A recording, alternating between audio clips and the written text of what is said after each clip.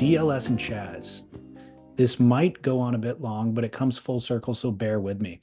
Just before the new year, I was with my wife's family home here at my wife's family's home here in the Czech Republic when the mother-in-law offered me a tea. This is really good, I thought. So I asked my wife what kind of tea it was, and she showed me the box. Moringa. I nearly blew the tea out of my nose as memories of a chance encounter I had with one of the pharaohs of our hobby came rushing back to me. The day was December 31st, 2016, New Year's Eve. A friend and I were living on the north shore of Kauai. And around this time, we were mostly homeless, sleeping at the beach and working odd jobs when we could. We had no plans for New Year's Eve.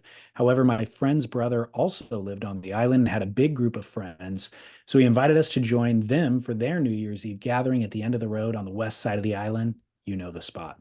After the obligatory stop at Costco for a few pizzas and other camping essentials, we were on our way to meet our new friend group out west. We quickly deciphered that we didn't have much in common with these folks.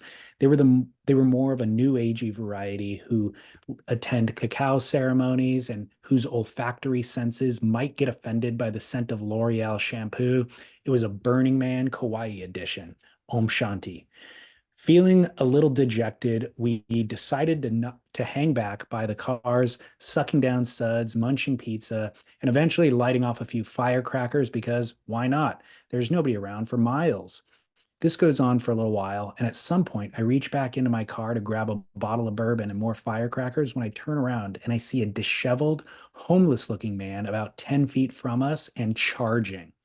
Seemingly seemingly to have appeared from thin air, the man gets within 18 inches of my face and just lays into us, a full-on expletive-laden tirade, his wrath directed squarely at me and to a lesser degree, my buddy.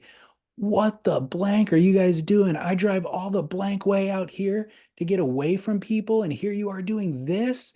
And on it went. My friend was complete deer in the headlights during the outburst, but at some point during the epic scolding, it dawned on me who this irate man was. No, I thought, it's not possible. When there was a gap in the profanities, I looked at the man calmly and I said, "Hey, I used to see you surfing swamis." The shouting stopped. He knew that I knew. The man took a few steps back, turned away to brush his hair behind his ears, turned back to face us. All of the rage from moments ago was now replaced by a waves of cosmic energy emanating from the man's Ram Dass smile and eyes that could see into my soul, cool as a cucumber. He stuck out his hand and he said to me, "Hi, I'm John Peck. Nice to meet you." At this point, I began apologizing profusely to the pipeline pioneer for my childish behavior. I had managed to turn the original surfing Buddha into from Dr. Jekyll into Mr. Hyde. What could be worse? He too was gracious and apologized for losing his shit at us. It was next level, by the way.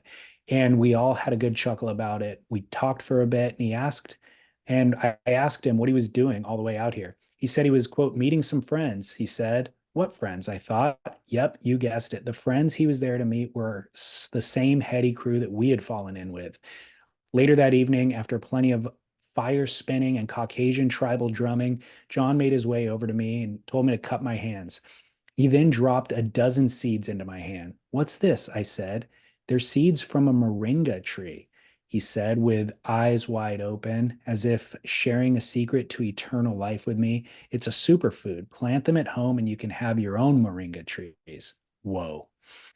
When I finally woke up on January 1st, I unzipped my tent, looked to the beach. The first thing I saw in 2017, John Peck, completely alone on the beach in Kauai, no audience, no partners, going through an elaborate yoga routine with Makaha Point in the distance behind him. Majestic.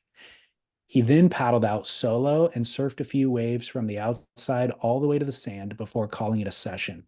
It was exactly as I had imagined from the stories and lore surrounding his persona, feeling truly blessed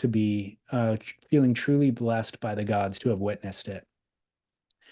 When my friend's brother, the one who invited us to the gathering, was talking to me on the drive back, I told him what far out interaction I had had with a surfing legend. Surfing legend? He looked at me quizzically. We've known John for years, and I just thought he was some older hippie cruising around the island. And so it goes with John Peck, the penetrator. Keep Dr. Scholl. Epic, epic, epic.